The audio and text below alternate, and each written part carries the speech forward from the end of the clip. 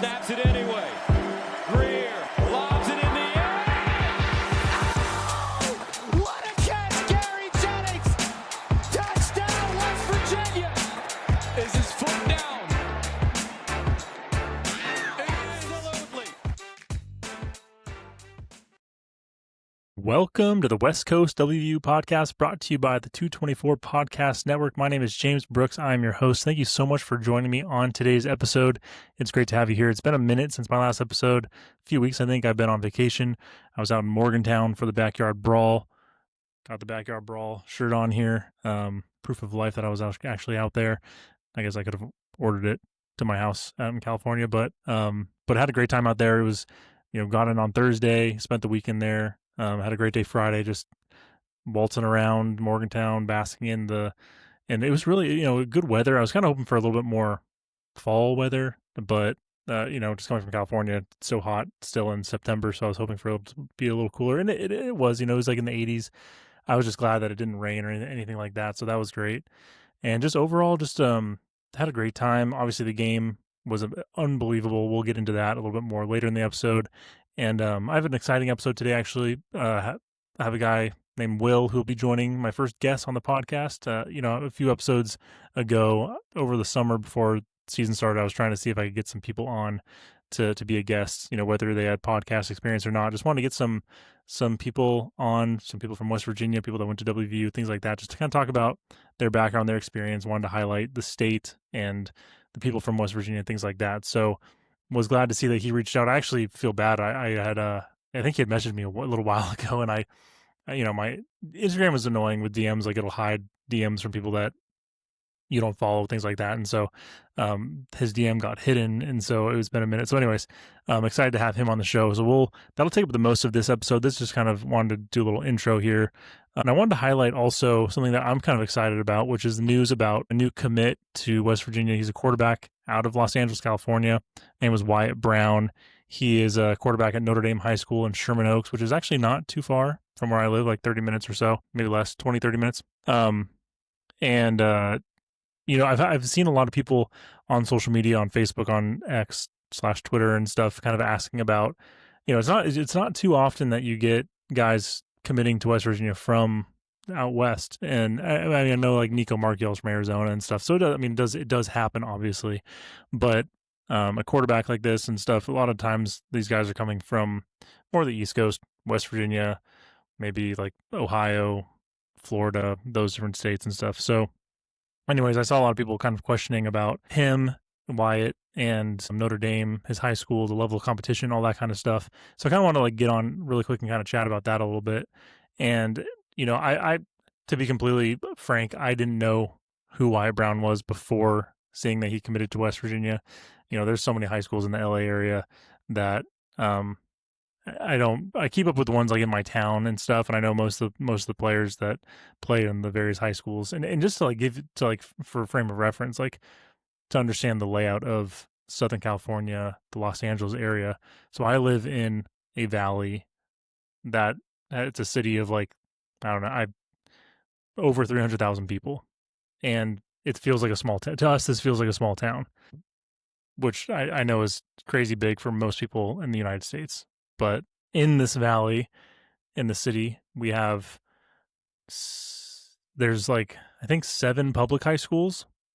Each of those public high schools, they're in the same district. Each of those public high schools have over 1,000 students. They're, big high schools, and they're all in the same league. So there's the public school league. And then there's, I think, there's 2 private schools that play football. One is the one that I went to. They play 11-man football. One of the schools plays 8-man football. The school I went to played 8-man football when I went there. But all that's to say is there's 9. I think if I'm counting right off the top of my head, there's 9 high schools just in the valley that I live in, the city that I live in, that play football. And then you go into the other, the other valley, which is like the valley that most people hear about, and that's where you have like Notre Dame High School, Crespi, Sierra Canyon. I guess Mater Dei technically is not. I think Mater Dei is in Santa Ana, which is different. What else? Campbell Hall. I don't know. There's a bunch of other random schools that like people probably have or maybe haven't heard about. So anyways, there's so much high school football just in these 2 valleys alone, not to mention, you go down further into like Orange County and all that stuff too. So all that to say, it's hard to keep up with all the high school football that's happening in Southern California and in the LA area specifically. So I hadn't really heard of Wyatt Brown, or hadn't heard of Wyatt Brown before seeing that he committed to West Virginia, but I immediately just went in, wanted to take a look and see if I could, get to kind of see some film and all that kind of stuff. And for the people that are wondering, so for the level of competition, so Notre Dame High School are in let me just pull it up on my phone on Max Preps, but they're in a league that has Sierra Canyon, Chaminade, Bishop Amat. Let me just pull it up really quick. And to me, those high schools are schools that I know of, obviously, and they're pretty well known in the area. But to people that may be listening from so they're in the Mission League, which has Sierra Canyon. Sierra Canyon is ranked number 4 in California, number 8 nationally. They're by far the best team at least ranking wise, in that league. Then there's Notre Dame. Notre Dame is they're ranked number like 53 in the state of California, number 475 nationally.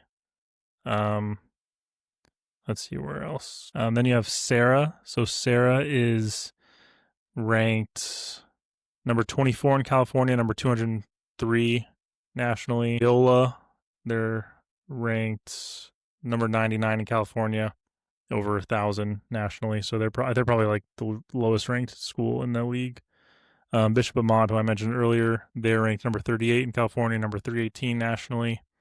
And then Chaminade, they are ranked number 42 in California, number 342 nationally. So, and that's kind of all arbitrary, and this is all just based on Max Preps rankings. But all that's to say is, like, Sierra, as someone that grew up in the area, more or less, Notre Dame itself is a well-regarded just athletics program in general. Sierra Canyon, most people have heard of Sierra Canyon because of Bronny and that stuff. But, they're one of the most well-known schools in the nation. Sarah is a school that's always been good. Chaminade's always been good. Bishop Amat's always, like, these schools have pretty much always been really good programs and had good teams and things like that. And just for frame of reference, and I don't mean to do this to like crap on West Virginia by any means at all, but I was looking up like the number 1 ranked high schools in the state of West Virginia, and I think basically according to Max Preps, at least Huntington High School was ranked number 1 in the state of West Virginia. So they're ranked number 1. Yeah, they're ranked number 1 in West Virginia based on Max Preps, and their ranking nationally is number 685. So most of the schools in Notre Dame's league are ranked higher than the number 1 ranked school in West Virginia. And again, I don't think that's probably a surprise to most people, and I'm not saying that to talk down on Huntington High School or any of the high schools in West Virginia by any means. You can find, as someone that went to a small high school, even in the LA area, I went to a small high school, played 8-man football. I understand, like, you can find gems regardless of how high ranked your high school is or whatever. So not at all what I'm trying to poke at there. Just trying to say, for the people that are curious about the level of competition that Wyatt Brown is going up against, you can argue he's going up against some of the best competition. I mean, going up against Sierra Canyon in their own league on its own is going up against some of the best competition in the nation. And then, Chaminade, Bishop Amat, Sarah, those schools, they're going up against some of the best schools in the state of California. And I posted on X and I think on TikTok as well. They had a non-conference or a non-league game against Servite, which is they're ranked number 12 in the state of California. They ended up losing that game. I think it was 29-23, a close loss, which, I mean, all things considered, is pretty good. He threw for like 177 yards, a touchdown. He had 1 rushing touchdown, 1 passing touchdown. Overall, like a pretty solid performance, especially considering he's going up against one of the better schools in the state of California. So, wanted to, considering I'm a local guy, I feel like this is like of all the things that I like might have a little bit of, not authority, but credibility on. I think the high schools in the LA area is something that I'd probably know at least, more about than most West Virginia fans. So wanted to get on and kind of share that a little bit first. And, he's ranked like number, I think I saw on the 24/7 article that was put out that he's ranked number like 161 of all quarterbacks in the nation, which I don't know. That's probably like not, most people read that and think like, yeah, whatever. Like, that's not that great. And there's someone on Facebook that was going back and forth with me on my personal account saying like, what level of competition is he going up against? I basically laid out what I just talked about with the league that he's going up against and the schools that he's playing against, and like how they are actually some of the better schools in the state of California. And someone else commented like, well, why is he coming to West Virginia then? Like, he must not be that good. And to that, I will say, I think there's like, I don't know, I'm curious to like learn more about this as I, I'm a West Virginia fan more and more, and kind of become more ingrained with the people of West Virginia and stuff. Like, I feel like there is a little bit of a, not underdog mentality, but like a woe is me mentality with a lot of like West Virginia fans. And maybe my mistake is number one going on West Virginia Facebook. Maybe that's my first mistake. But I don't know. Like, to me, like as a non West Virginian, like I've never lived in West Virginia and stuff, and I'm more of an outsider in that sense, and more of like someone that's just become a fan through connections and my going to the school and things like that. But as more of an outsider, I feel like I always viewed West Virginia as being, and this is probably just the product of me growing up in the mid 2000s, but I always viewed West Virginia as like a perennial top 10 football school, like one of the elite football schools in college football. Like, maybe not, maybe there's a tier where it's like Michigan, Ohio State, Alabama, those schools, and then right below, like that's 1A, maybe 1B, or like a tier below is like West Virginia and those schools. That's how I always viewed West Virginia growing up, as a kid from California, not really having any ties to West Virginia or anything like that. So when I see a comment where he's like, well, why is he coming to West Virginia? It's like, well, I mean, in my mind, it's like, why not? Why not come to West Virginia? He's a 3-star quarterback. He, for whatever reason, is a little underlooked. I mean, he's big. He's almost he's like basically 6'4". He's a big kid. He can throw the ball. Go check out the highlights I posted on Twitter. Like, he can throw the ball. He seems to be a pretty good decision maker. He can run the ball. And obviously, like, this is high school, and like you have to go from high school to college, and things are different, and who knows how it'll pan out. I mean, I know Nico was also a pretty well regarded quarterback in high school. I mean, you kind of have to be to play D1 football, but like, and things with Nico have been kind of weird, I think, this season, and we'll talk more about that as the season goes on. But all that's to say is, like, I don't know. I see a guy like Wyatt Brown, who's I think he transferred to Notre Dame for his senior year. He went to Santa Monica High School, which is I mean, they were still, let me just pull it up. They were still ranked pretty high when he was there last season as a junior. For some reason, I don't know, max reps can be weird. For some reason, like, they're not showing him on the roster last year, but I think it might just because he left. They like took him off, and it kind of got messed up. But last year, they, so Santa Monica High School was not very good, but even then, no, actually, yeah, they weren't very good his junior season. It was his sophomore season. His sophomore season, I think he was the starting quarterback. He had 21 passing TDs as a sophomore at Santa Monica High School. And they were ranked number 231 in the state of California. So, I mean, you think about how many high schools there are in California, like, that's not all that bad. Anyway, so he transferred from Santa Monica to Notre Dame, and I don't really know how that stuff works, but I assume that Notre Dame reached out to him, and that this is just me speculating. But anyways, he transferred into Notre Dame, so this is his first and will be his only season at Notre Dame. And so far he doesn't seem like out of place. He's playing well. He's a big kid. He can throw the ball well. He can run the ball. And what I like the most that I saw in his highlights against Servite was how he steps up into the pocket with he has a good pocket presence, steps up into the pocket, doesn't seem to panic. And then he also knows when to get out of the pocket. He can move out of the pocket and throw on the run and things like that, and scramble if he has to. So overall, I mean, overall, what I've seen in my quick kind of like review of some film of his and stuff, and then going up against Servite, and again, Servite, they're a good school. They're number 12 in the state of California. They're one of those schools that always has guys going to big D1 schools and things like that. So, um, all that's to say is it's one of those things where I'm excited mainly to have a local kid committing to West Virginia. I think that's super fun, especially just given my ties to the West Coast, living in the West Coast, on the West Coast, being from here, finding West Virginia through the way that I found it and things like that, and to see a kid from Notre Dame, where I've had friends that went to Notre Dame high school and stuff. So like it's a pretty local school to me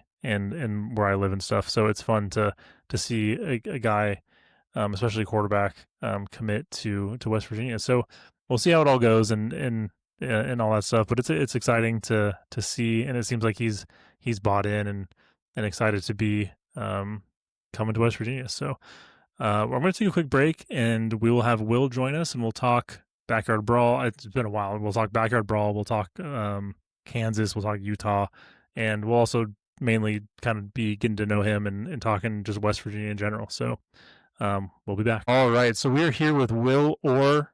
He is a native West Virginian, and he, like I mentioned earlier, in the earlier part of my podcast, he reached out via Instagram, and I was mentioning, Will, I was kind of apologizing, saying I didn't see your Instagram message for quite a while, because Instagram like hides DMs and stuff, and so I was feeling bad about that. But I was glad to reach out for that, or that you reached out and wanted to join the podcast, and so I thought it'd be fun to have my first guest. So congrats, you're the first guest on the West Coast WVU podcast, and hopefully, you'll be able to be back in the future and stuff like that. So for the people listening, I've done previous podcast episodes. I've mentioned wanting to highlight West Virginia, the state, people from West Virginia, and things like that. And so I kind of want to kick this off and just kind of learn a bit about you, Will, where you come from, your ties to West Virginia, the state, things that you love about the state, things that you liked about growing up there, ties to WVU. That's kind of like the overview. We'll kind of go from there. But so just starting off, I guess, tell us a little bit about where you're from, kind of where it is. For me, I'm a newbie, so like where it is in the state. I guess how long it takes you to get up to Morgantown from there. That's kind of like Morgantown's like my North Star in West Virginia. I've been to a few different places around the Morgantown area, but haven't really traveled the state too much. So over to you. Yeah, man. Thanks again for having me. I appreciate being on and love what you do. So thanks a lot. But yeah, so I'm originally from Clinton, West Virginia. It's kind of 30 minutes north of Charleston for people that know West Virginia. So was born there, raised there until I was 9 years old. And then I moved to Florida. So Nice. originally from the state. I love the people. I love the weather. I obviously love West Virginia football. Fan since I can remember. Have a lot of great memories. But yeah, most of my family lives there. Grandfather actually owns a pharmacy in Clinton. My aunt, Awesome. she works for him. She went to WVU pharmacy school. My grandfather did as well. So have a bunch of WVU alums in my family. I actually went to West Virginia State University, so Okay. it's right by Charleston. I played baseball there for 4 years. Yeah. So I love the state so much. I moved from Florida back to West Virginia when I went to college. So it was great. Nice. That's awesome.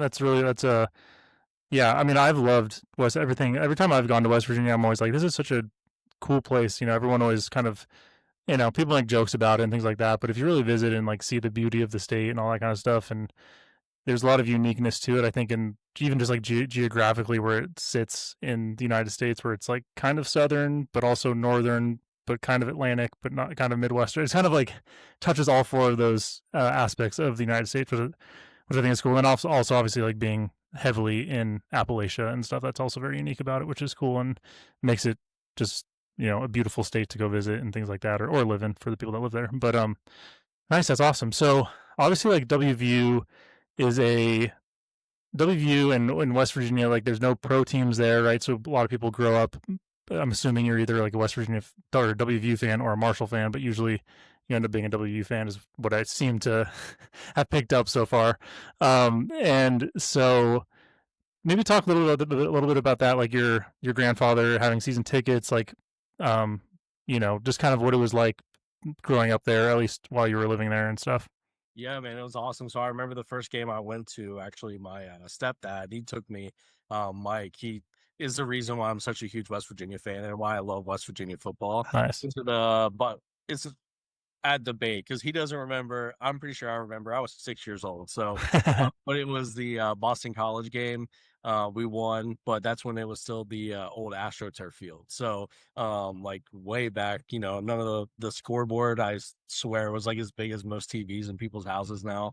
Wasn't anything crazy. So, that's like where my love started with it. But just like, I don't know. Every Saturday when they played, it was like the world stops in West Virginia. Hmm. It's like I have no connection to pro teams. It's funny you mentioned that. Like my Yeah. wife, she's a huge Bengals fan, and I just can't. I can't do it. The Steel. Obviously, you have like two choices. You can do the Steelers, you can do the Bengals or whatever. Hmm. Can't do it. Interesting. Yeah, West Virginia, like, for the good and the bad, like I love them. Yeah. Care about nothing else, pro sports, college sports, basketball team. Sure. But yeah, man, it's like the world stops there, and I love that. No, And I love that too. Yeah. yeah, Yeah. No, I, I love that, especially So it's interesting for me because I grew up in the LA area. I've moved around. I lived in New York for a little bit. Lived in Michigan for a little bit, um, and I'm now back in my hometown in California. But growing up for me, I grew up in LA where there was no NFL team my entire childhood, so I kind of can relate a little bit in that sense where I grew up. My dad went to UCLA, so UCLA football was like my pro football team, so to speak, and which sounds like a similar situation with a lot of West Virginians and their love for WVU and things like that. So I can relate on that sense, for sure. And I always, I think it's like something that I always do love about. I think the grass is always greener in some ways. Like people from West Virginia might wish they had more protein or a pro team or things like that. Maybe not. I mean, you didn't seem to mind, but in my sense, for me, like coming from LA, it's like we have two of every sports team. Two of every pro team. You have the Lakers and the Clippers and the Rams and the Chargers and the Angels and the Dodgers. Like there's two of pretty much every pro sports team, which is fun in some ways, but it's also like almost overwhelming. And I love sports. I love college sports. I love pro sports. But like for me, it's like I wish like my community could just band around one team per whether it's just the Lakers or just the Rams or just whatever. Like even in college, you have UCLA and USC, and I like with West Virginia and maybe we can kind of segue a little bit into the backyard brawl and that kind of topic with this. But like growing up out here, like UCLA USC was the big rivalry, kind of equivalent to Pitt and WVU. I mean, I think USC UCLA fans hate each other quite a bit, but there's something about the backyard brawl in West Virginia and Pitt where it's like just to another level. Where I think out here in LA, people like sports and stuff, but they don't live and die by sports. Where in West Virginia, in I don't know, more like the college football blue blood type states, people do live and die by college football and by college sports and things like that. And so I think that really elevates the rivalry over things like like what I'm familiar with out here, the UCLA USC rivalry. So maybe talk a little bit about that. Like I know like it's interesting to me because it's a regional rivalry in that like it's like an hour and a half away or so, but it's in very different places. Pittsburgh and Morgantown or West Virginia in general, like the state versus the city. Like it's kind of I don't know. I'm curious to hear your thoughts on that as a lifelong fan and stuff.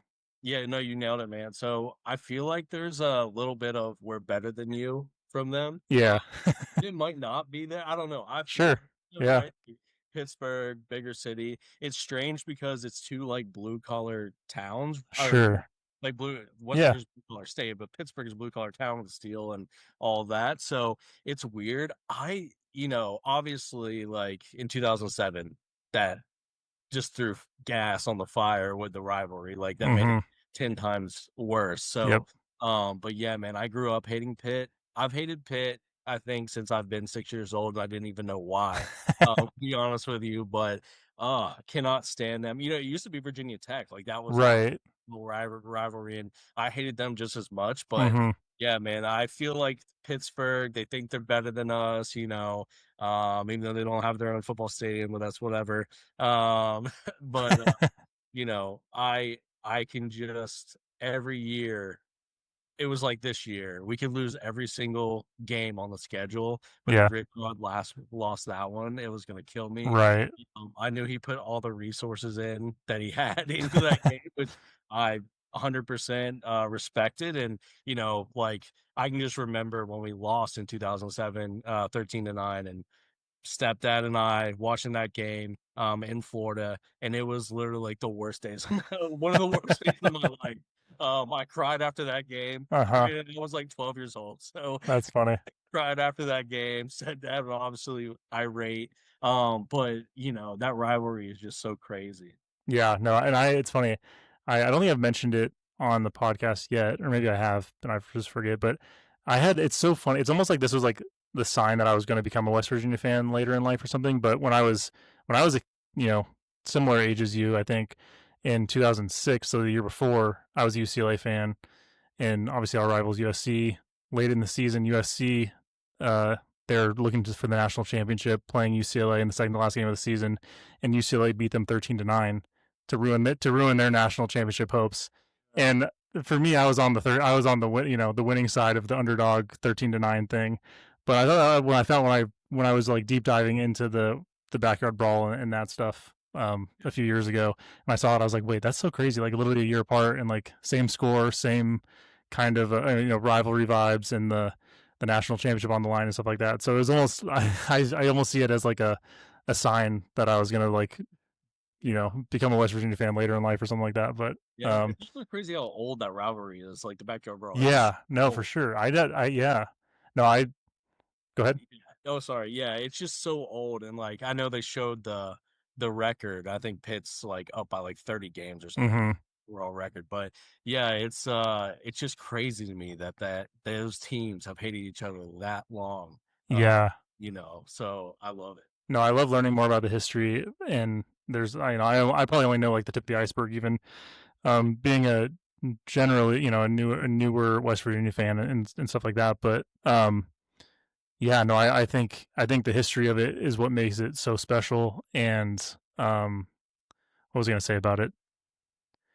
Yeah, I think just yeah, overall just like really just a fun rival. Oh, that's what I was gonna say. I was gonna say it's interesting for me, obviously being not from West Virginia, not because it's like a regional rivalry in that sense, and there's a lot of players that um are from like Pennsylvania or from like those surrounding areas. They get recruited to both schools, and there's like that aspect to it. Obviously, for me coming from all the way on the West Coast, like I don't have as much of that background or understanding the regional aspect to it. But I think the more I like being able to, so when I was out in Morgantown a few weeks ago for the Backyard Brawl, like I mean I didn't really run into many Pitt fans actually. Like it was pretty heavy, very very heavy West Virginia fans. Like there was a handful of Pitt fans, um, but even just like at the end of the game, hearing the like eat shit Pitt after during Sweet Caroline, and like how people like just yell it with like a fervor, and like they're just like there's almost there is literally like hate in their voice when they say it,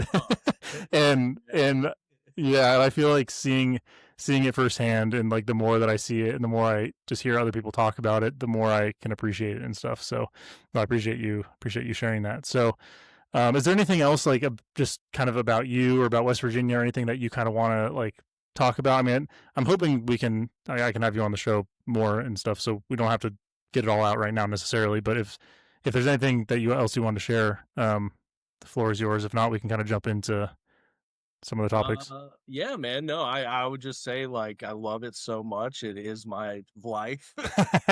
Football is my life. No, and I love that also. Like it is your life, and your foundation is in West Virginia. You lived there for a little while as a kid. You've moved to a few different states. You don't currently live there, but it still has like held on. And I feel like I appreciate that also as a again, I feel like I say it so often that I'm just not a West Virginia, because I feel like I almost feel like I'm a poser sometimes. I don't want people to like, I get it. I'm not, but but no, I appreciate like seeing it with someone like you, where it's like it stuck with you. You've lived in Florida, you've lived in states where they have pro teams, and like even those teams haven't stuck and things like that. So anyway, sorry, I kind of cut you off. No, you're good, man. The only, I guess, pro team I was a fan of for like one game was the Dolphins when they got Pat White, and Oh then yeah, it ended abruptly, and I was done with pro football after that. But yeah. he was my hero for a long time, and I was Mm-hmm. about that. I thought I was gonna be a Dolphins fan for as long as his contract was there. But Yeah. yeah, man. No, you're right though. Like I think though, like you went to West Virginia, obviously you experienced the state, experienced the people. Even though you're not from there, you're always a mountaineer. I know it sounds cheesy, but No, yeah. you have connections with people that maybe live in California, or you meet people that are alumni from there, Right. like family. I was at the Ohio State West Virginia baseball game this year, Mm-hmm. and the alumni, they have an alumni chapter right there in Columbus, and they had a tailgate. Invited me over, Oh, nice. let me drink with them. Like Yeah. it's nice, and I think that's just the character of the whole Mm-hmm. state. Really do. So Yeah, good that's for awesome. me. So No, I love that.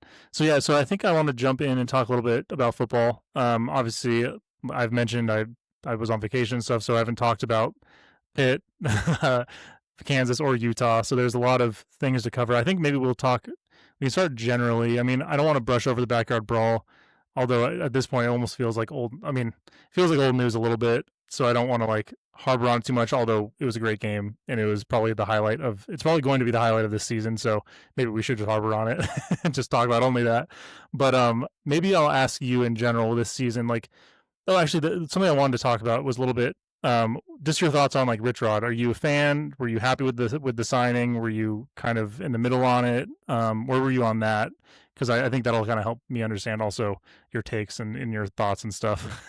yeah, man, no, I love it. I love Rich Rod. Cool. So quick story, sidebar. When I was 11 years old, I wrote a handwritten letter to Rich Rod. Yeah. I was telling him how much I love West Virginia, and he wrote me. It took like 2 weeks. Wrote me a handwritten letter, signed it. I think my parents still have it. Probably No way. closet in my old room somewhere. That's awesome. Signed it, like they gave me some like letters and some merch and stuff. But I love Rich Rod not only for that reason, but he cares. Mm-hmm. Like you saw it after the Pitt game. Like he generally, I looked like he was crying. Yeah. He knows what it feels like to lose. He hates to lose, and that's why I couldn't stand about Neil Brown. I'm not saying Mm-hmm. he loved to lose, but he just didn't have the connection that Rich Rod does. Yeah. To Virginia, and I love that in him. Yeah. No, I think there's something that I've definitely seen it when they were doing the coaching search and stuff. A lot of West Virginia fans really wanted and want there to be a West Virginian as the head coach, and someone that understands the people, understands the state, understands the school, all that kind of stuff. And I think like it's actually kind of crazy considering that like there's actually been a lot of great coaches that have come out of West Virginia, thinking like Nick Saban and different. And so like because in some ways you think like, well, that could kind of hamstring you if you like only stick to just the people that come from your state, but it actually might not, but yeah, no, I mean, I think with Rich Rod, like I have the similar thoughts as you. Like I don't have the history. I wasn't a fan when he left, and don't have the scars of that myself. But I do understand. I mean, I understand as a sports fan, I understand where those fans come from. But I think, like you're saying, with the Neil Brown situation, it just was so bad for too long to the point where it was just so mediocre. And like you said, not that he didn't care about winning, but he also didn't make it seem like he was that unhappy when he lost. And so that was always hard and for me, like I pretty much became a fan in 2019. So like right after like Will Greer left and stuff. So I think it was like, that might've been Neil Brown's first year actually. So I've pretty much only known Neil Brown West Virginia football as a fan, which is pretty sad for me. So for horrible time to become a fan. Yeah. So for me, I was very like the Rich Rod signing. It could have been anybody, but with the history of Rich Rod and stuff, like I was super stoked about it. So, Yeah. So anyways, yeah. So okay, so good to hear that you. I mean, regardless of what you think, but yeah, nice to know just your thoughts on the Rich Rod signing and all that stuff. And I've been talking, like when I've been talking about the team, obviously like there's the talking points are like Rich Rod isn't, he's been his first year, second stint, but first year, crazy roster turnover, 81 new players, right? Not really a clear quarterback picture. he's still trying to figure it out to this very minute probably. So there's a lot of things going up against him, and I think if you're a rational fan, you can think like, yeah, like winning 3 or 4 games is probably pretty realistic. I think going into the season, I and a lot of other people were a little more optimistic, thinking like 6 wins might be reasonable. Mhm. But after, I don't think we expected the offensive line to be as bad as it is and things like that. So, curiously, your thoughts on the state of the team. I mean, I think I'm open for rational takes. I'm open for, you know, emotional fan takes. Whatever you got. I'm just curious to hear your thoughts. Yeah, man, I've got both of them. So I was the same as you. I was a little bit more optimistic going into this season. Was like, we can do that. I wasn't expecting it to be like a Dion situation where he brought in like a Travis Hunter or anything. Yeah.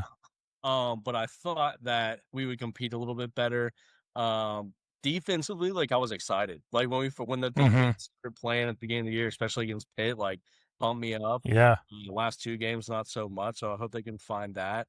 Quarterback situation is a mess. Like I don't, and I just think if you have that many quarterbacks, everyone says it. Like if you have 5 quarterbacks or you have more than 1 quarterback, you don't have any quarterbacks. Yep.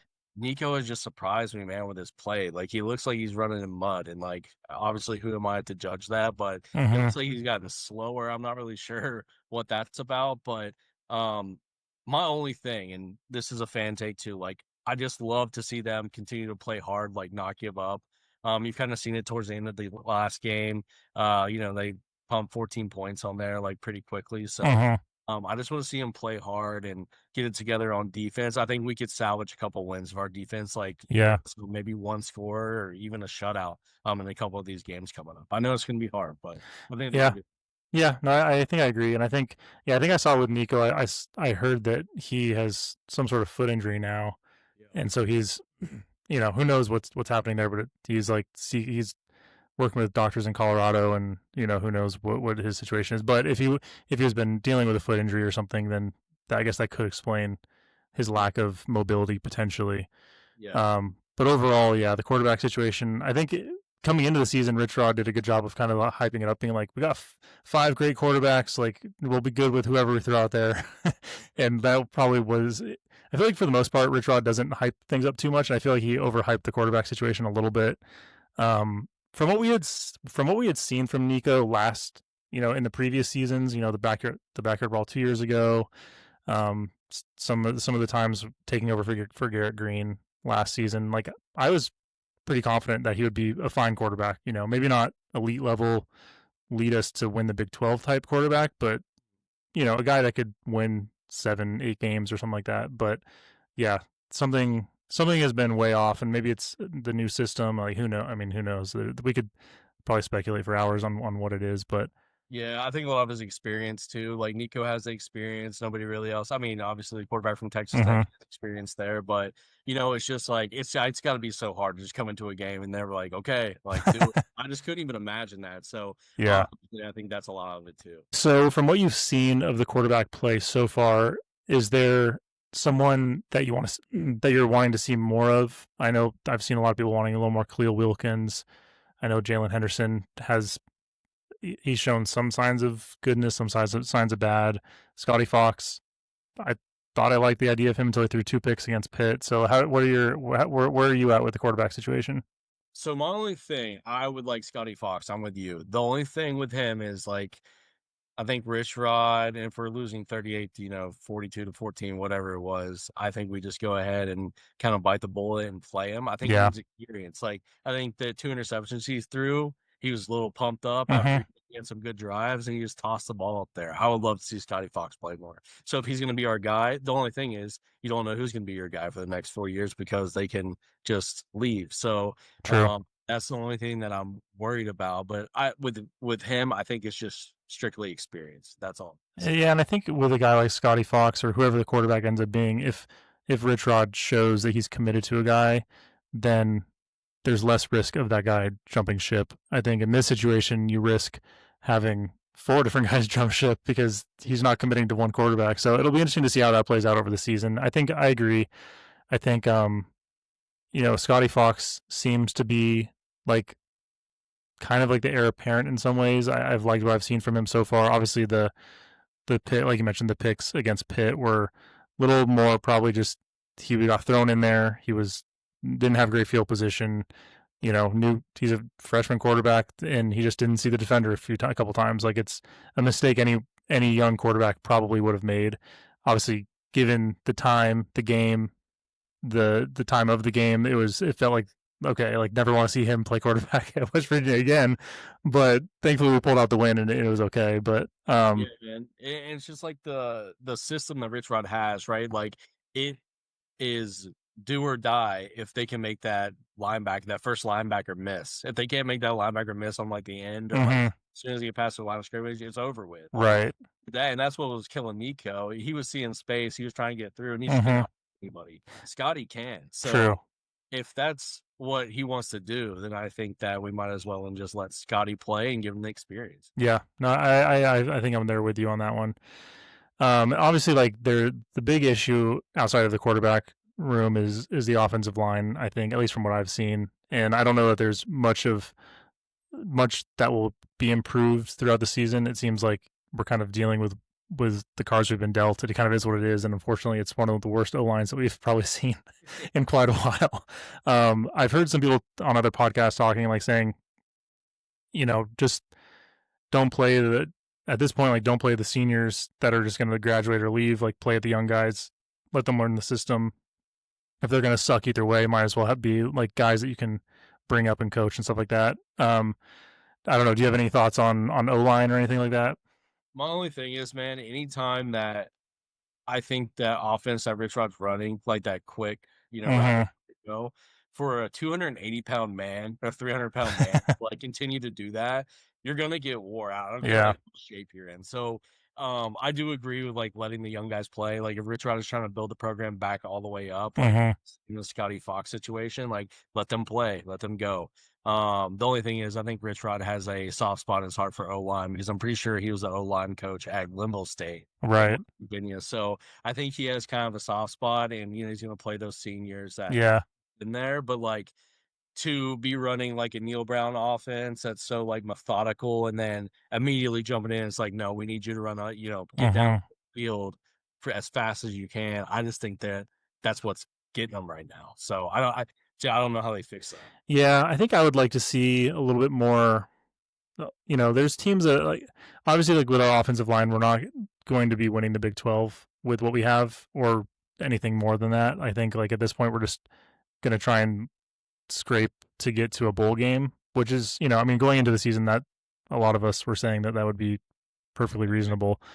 I think I would like to see a little bit more, like, quick slants to Cam Vaughn, or just like some more. And I know Rich Rod is a big, like, run first type of coach, and he loves his little, like, toss, or, like, toss to the side, and pitch plays and things like that, which, it is what it is. But I think, like, the best, I think it's with Jaheim White hurt and stuff, it's pretty apparent that Cam Vaughn is our best athlete on the offensive side of the ball.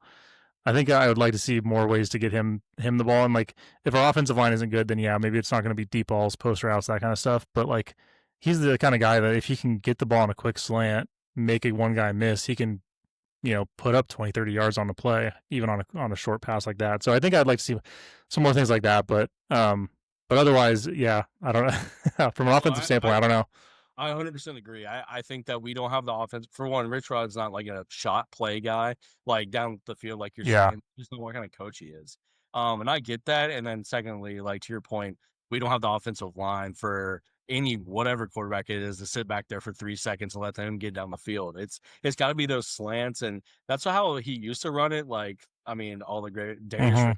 like, right across the middle, he's catching and he turns up the field. So, like, I think that I agree with you. I think we have to get him the ball more, and quick slants. Like, I hate screens. I wish we'd stop running screens as much as Yeah. we do, but he loves running those screens. I Like, when know. that was stacked, I can't stand it, man. I know. Like, I understand it if it's, like, setting something up. Like, when I was in, my football experience is pretty limited, but, like, I played high school football. I played a little bit of college football, like, at the D2 level in Michigan. But my college football or my football knowledge is decent but limited. But like when I was in high school, we would run like a screenplay to like I played wide receiver, so they'd run a screenplay to me. Usually it would get like no more than 3 or 4 yards if it, like on the best, but then we would go and the next play after that would be like a hitch or like a pump and go, fake the screen, and I'd go and they'd toss up to me. At the high school level, obviously that works. Like you're playing against corners that like don't know what they're doing and stuff. But obviously, like at the college level, that stuff isn't that at the college level, like that type of thing may work, but it's not going to work every time or anything like that. But I feel like if it's a screenplay to like set up something else, then sure, maybe once every few drives or something like that. But yeah, in general, I feel like in college football and I guess even the NFL too, I don't know, screens. I don't know. I'm not a screen lover myself. Yeah, I mean, it's not a Neil Brown screen where he did True. it 3 times in a row. True. And hand the ball up the middle on 3rd and 15. So I'm happy with that, and you can see, I feel like he's getting frustrated, like Rich getting frustrated because they are taking some of the shot plays towards like the end of the game where he's just like, we got to do something. Because again, like he cares. He doesn't want to lose. He doesn't want to get shut out. So, but yeah, we got to start running some slants, and it looks like they're trying. But again, your quarterback can't be under duress every freaking right. Like that's what's happening. Yeah. No, I mean it's looking back on the Backyard Brawl game. Like it's almost a miracle that they were able to do what they did and like pull that game out. I mean, even at the fact that they're up, I think it was like 14-3 at one point, and then eventually like came back and won in overtime. Like in every other game besides that game, I feel like our offense couldn't do anything. It's not that bad. Like no, yeah, true, yeah. They're not that bad. I don't know what happened either. I don't know if just obviously the crowd was. You were there. The crowd, I'm sure, it was insane. Yeah, it was nuts. And like I remember going to like LSU back in like 2000. Right. Well, like that's kind of what from watching it on TV. Like, yeah. It's kind of same kind of crowd that was there. It's crazy, and I don't know if that got to them. Yeah, I think it did a little bit. I mean, I think like from watching it and from being in the stadium and how loud it was, like it seemed like Holstein and like the Pitt offense in general were pretty flustered for that whole first half of the game. They kind of those two. I mean, if it wasn't for the 2 picks, like I don't know what would happen, but like those 2 picks really put them back in the game and gave them the lead. Like if it wasn't for that, like maybe they never would have even had the lead. I don't know, but they definitely seemed flustered, and I think obviously on the other side it puts a bunch of adrenaline and pumps up our team, West Virginia, even more and stuff. But yeah, and I think like the injury, I think a lot of West Virginia fans, they're upset. Like I understand being upset by getting blown out by Kansas and Utah. I think those are teams that like they're good teams in general. A West Virginia team shouldn't be blown out by a Utah or Kansas team. It should be a closer game. Whatever. I understand that, especially at home, 100%. I think like obviously we've talked about the quarterback stuff. We've talked about the roster turnover a little bit. We've talked about the offensive line stuff. I think something we haven't really talked about a little as much of is like the injury bug, right? Like we talked a little bit about Nico's foot, but obviously Jaheim White was the big one. Jaden Bray, he out receiver, he season-ending injury. I'm sure there's others. I mean, I don't know what's up with Ty Edwards. I feel like I haven't really seen him play since the Pitt game. Yeah, I have no idea. Yeah, but I mean, obviously, like Jaheim's injury, like deflated the season. And that guy is so good. Like I think that without him being injured, I think he saves us probably 2 games. I really do. I think one guy like that, because it spreads out the offense a little bit more. 100%. I just think that I don't know what's going on. Again, Rich Rod is tough. Like I think he plays them hard, probably practices them hard. I'm sure the practices are terrible. For sure. So I don't think a lot of other programs do that. Again, my college football knowledge very minimal. I have no idea like how they're practicing. Yeah. That they're practicing hard is like Coach Rodriguez is pushing them right now. Yeah, no, I mean hearing like the main podcast I listen to for West Virginia, I do this one, but then I listen to like the Old Grad podcast. I don't know if you listen to them or not, but it's called the Old Grad podcast. So this is like my plug for their podcast. So um it's three guys. Two of them are ex WVU football players that played under Rich Rod. So they give a lot of pretty good insight to how Rich Rod coaches and what the practices are like and stuff. And I think on their last episode they were saying that um, a lot of the guys that we're seeing play is because they're the guys that are probably showing up on time, working extra hard, going 100% in practice, that kind of stuff. Like a lot of people are like, why is Clay Ash our starting running back right now, right? Yeah. And they're like, it's probably because he's like playing like Rudy in practice, like he's trying hard, he's playing hardest and all that stuff, and so he's being rewarded with playing time and stuff, even though he might not be the most talented guy. Um, so I think that's the kind of an interesting tidbit also to think about too, is like in this first year with this crazy roster turnover and these guys and the injuries, and the season is not, we're however many games in, and it's already not really going the way probably most people were hoping it would go, even considering all the things that are up against us. I think also understanding the way that Rich Rod coaches, and how he really does value that that hard edge type mentality and stuff. And a lot of the guys that we're seeing play on Saturday are guys that you might not be the most talented guys, but they're putting in the most effort and things like that. So I think that is a good point. Yeah, I mean, he talks about it with like Pat McAfee. I mean, he was one of the hardest workers in practice that we had. So Mm-hmm.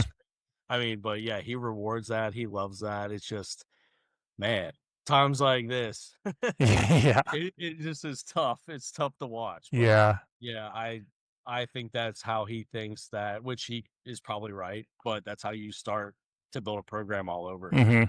mm-hmm. That's the thing. So.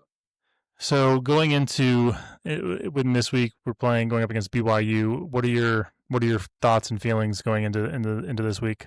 So they're an 18, I think 18 and a half, a favorite. So that's tough That's stuff. crazy. I mean, I didn't even check it. yeah, it could be lower than that, but I know it's not any lower than Yeah. 14 and a half, maybe. And we've been like around that range the last 2 weeks, Yeah. dogs. So it's tough. The one thing, and like I'll go back to the defense, I just want to see them show up like they did against Pitt. I would love that. I think Yeah. that if we get to the quarterback early, we're going to be fine. I think that, I don't know, man. Obviously Nico's out, so Mm-hmm. it's hard to tell who they're going to start. But I would hope they give Scotty a chance. Like if they want to split time, um, I'm fine with that between him and Henderson. Mm-hmm. Uh, Completely fine with that. But Yeah, like, I just want to see the defense show up and not get blown out. That's my for that's sure. like my expectation. So it sucks, but it is what it Yeah. is. No, I think it is very true. I think our defense is if we're gonna win any more games, it's gonna come at the hands of mostly the defense, putting us in a good field position and things like that, and just taking advantage of whatever the defense can hand us. So yeah, and I did check. It is 18 and a half. Yeah, Yeah, that's crazy. money I line's like what, plus 450, plus 550. yeah, plus 750. Oh my goodness. Yeah. Yeah. Like that's tough. Yeah, oh yeah, like the ESPN like matchup predictor, it's 94.9% BYU 5. Like, yeah, man, that's just tough to look at. The Big 12 is so funny too, because I think coming into the season, and obviously for me, like I'm just a West Virginia fan, I like talking West Virginia. I don't really know much about the other schools coming into the season. You kind of learn it as you go. But like when I was looking at the schedule, you see like Kansas, BYU, UCF, Houston, uh, historically Arizona State. I mean, I know they're good now, but like those types of schools, in my mind, I'm like, yeah, like those should be winnable games. But then you get into it, and it's like, okay, like BYU is now ranked number 23 this week, and who knows? In the Big 12, there's so much parity competition wise that like it can be tough to gauge. Even week to week, even going like just not even preseason predictions, but like week to week predictions. Like, Yeah, you never know. I mean, yeah, it's just crazy. Like last year, Oklahoma State was picked dead last, right, 12, and they won it. So, and nobody was expecting Colorado to come out. mm-hmm, Like, was that Deion's first year, beat TCU? right, I think TCU was still in the Big 12 at that point. But yeah, it's just I listened to the Unnecessary Roughness oh podcast, yeah, and it's just like each one of them had like completely different Hmm. like answers. Nobody knows. It's not like the SEC. It's not like the Big Ten. Yeah. It's like Ohio State or Michigan, Penn State. It could be literally anybody. It makes it both equally fun and frustrating, I think. Yeah, it's so frustrating because again, like, did I think that we were gonna beat Kansas? No, but did I think we were gonna get blown out by them? Absolutely not. Yeah. You just No. never know. Week to Yeah. week. Definitely. No. Yeah. I think it's it makes for. I mean, it makes for the like going into the games. It can be maybe more. There's a little more anticipation, and you don't know how things are going to go. It could be fun and stuff. But at this point, where West Virginia is at, it's like, all right, how many points they can score this week, and Yeah. can we get a first down? But I'll be at the UCF game. oh, nice. So yeah, I was telling my stepdad, I was like, listen, hey, because we were talking about we're right off a bye week after that. Maybe we'll get some rest. Yeah.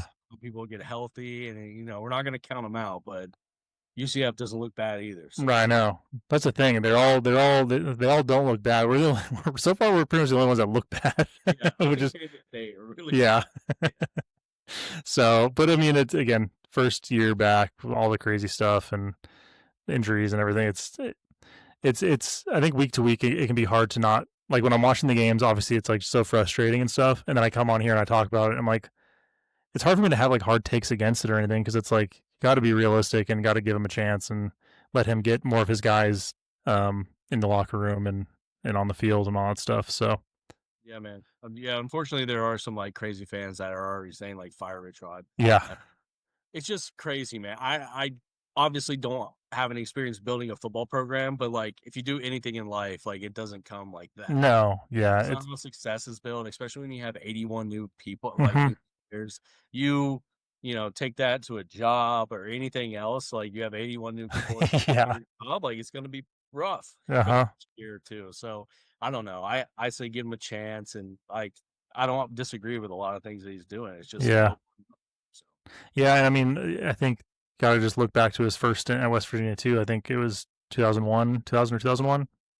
I think he won 3 games, So it just is what it is. Like it's I think if you probably looked at most first year head coaches, or I know he's not first year head coach, but like most head coaches' first season with a team, they're most likely probably not having a winning season, So I think it's just it's going to be annoying for this year. It might be annoying a little next year. Hopefully there's improvement next year, but with where we're at now, even thinking ahead to next year, I can't have like too high of expectations, I think. But I think give it 3 years into that third year, into that fourth year, definitely by the fifth year, you're kind of expecting to hopefully be, competing for Big 12 championship, that kind of thing. And I think that's more than realistic. And if we're 5 years into Rich Rod being back and we're not competing for Big 12 championships, then sure, like I'm happy to start looking elsewhere. But man, and like that's the only thing I don't like to see, like with anybody. It's obvious, but no change, no progress. Mm-hmm. Exactly. With Neil Brown. Yep. It was no change, no progress, and I can't stand that. I don't think Rich Rod is that kind of guy. I just think, if nothing happens in 2 years, he's gonna mix it up. But again, I just trust in like what he's building now for the future, and he knows it's gonna hurt too. I think that's why. Yeah. I mean, he did sell the quarterbacks. Like this is great, but I felt like he didn't really sell the season. No, he kind of knew. Like I think so. So I think so. I think it, but I also still appreciate how much passion he has on the sidelines and like in the press conferences and all that stuff. Like you can tell he still hates losing just as much, even if he knows it's probably going to happen or it's likely that they're not going to win a lot of games. He still hates it just as much, regardless. And I love seeing that as a fan. Yeah, I saw him rip into Pat White at the Kansas game. I don't know if you saw that. I was watching it. They didn't get into the end zone, I think on their second drive or something like that. And he knows, right? Like every score that we get is like, yeah, we got to get it. I know that sounds obvious, but they don't come easy right now. So, I mean, he got in Pat White's face and screamed. I'm sure said something like, we have to get in the end zone. Uh-huh. We cannot be doing that. And you could tell Pat, it looked like he just like failed. he was not about it. But that's funny. Yeah, man, he loves it, and I love his passion as well. Like yeah. Nice. Well, I think that probably is a good spot to stop there. I think we could talk the ins and outs of everything for forever, but I think to close things out, I wanted to ask a little bit, just one more like personal question. As a lifelong West Virginia fan, as someone that was able to go to games growing up and things like that, I'm curious, like, I guess it's a two-part question. One, like, what's your overall just favorite all-time West Virginia sports memory in general, and then what's your favorite one that you've maybe seen in person? Yeah, I think overall greatest sports memory is when we played in the Fiesta Bowl. Yeah, Uh, yeah. and I want to say um that wasn't a game that Owen Schmidt went off that game for sure. Pat did as well. I mean, obviously we were coming right off the Pitt game that freaking crushed us. Mhm. Rodriguez was going away. Bill Stewart gave the famous speech, like in there, just rah-rahing him up. But I just remember, like, nobody came over for so we had these huge West Virginia parties every time. Yeah, Nobody came over for this game because like they they're were just all so mad about. just distraught. Like my stepdad was mad. He was like, "We're just gonna watch the game, like Yeah. hang out together."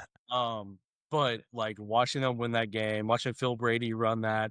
Sorry, that was against Georgia when he ran the fake punt and Mhm. that game. But just seeing them go off and win that game was amazing because they could have easily laid down, For sure. which like whatever. But I think that just goes to show how like strong and tightly knit that team was. Mhm. I love that whole season. Yeah, But that's that game awesome. in person, 2007. So for Christmas, my parents bought me and my stepdad went with me. We flew from Florida to Pittsburgh for the Rutgers game. They were playing Nice. that night, 8 o'clock. You know, those old like Big East Yeah. games when they used to play like the middle of the week or whatever. Uh-huh. I think it was 25 degrees outside. And so me and my stepdad woke up at like 6 a.m. for this game at 8 p.m. He Oh, watched yeah. me on campus. I get to see the Coliseum. We go to the bookstore. It was just amazing memory. And then Nice. obviously the game, we had triple overtime. Nobody left their seat. Like through all three overtimes. That's awesome. The kicker at the time for Rutgers, his last name was like Emo or something like that. And the Mhm. whole crowd was just chanting his name. And he just pulled the field goal. We ended up going down and scoring the 2-point conversion or something like that. Dude, it was That's the awesome. best memory I have. I would say top of my life, to be That's honest. yeah. It's amazing. That's awesome. But yeah, and it was a special moment, obviously, for my stepdad and me. Like, Yeah. West Virginia football. He's the reason I'm a huge West Virginia fan. Mhm. Like, just sealed it off. Nice. That's awesome. Well, I appreciate you for sharing all that stuff. It sounds actually that what you're talking about the Rutgers thing sounded pretty similar to how it was at the Backyard Brawl this year, where I didn't leave my seat once, and we pretty much stood the whole game, and even in through overtime, and it was incredible. But that's awesome. Well, I really appreciate you for taking the time to reaching out to, and then also joining me and chatting WVU football. It's a tongue twister there. So yeah, no, I mean, everyone, I don't know if you're big on social media or not, if you have anything that you want to plug or anything. If you do, you can go for it. No, man, no, I'm good. I appreciate you having me. Like, Yeah. I think this is awesome. I think again, like it just shows obviously West Virginia football had that big of an impact on your life to where you started a podcast about it. So, Yeah, no, I mean, love it. that's amazing. And I would just love talking West Virginia sports to people who understand it and like went there especially. So no, man, I appreciate everything you're doing. Yeah. Thanks for having me. Yeah, thanks, Will. All right, that was an incredible segment. I hope you guys enjoyed it. I love talking to Will. It was great having a guest on the show, someone to just kind of shoot the shit with and talk West Virginia football. Definitely a diehard fan, and it's always great to have those diehard fans and things like that come on the show and talk West Virginia. So if you guys enjoyed the episode, please share it with your friends, like, subscribe, all of that. Thank you so much for listening. Go Mountaineers. Hey, you made it to the end. Thank you so much for listening. If you enjoyed the podcast, go ahead and leave a 5-star rating and share it with your friends. And as always, go Mountaineers.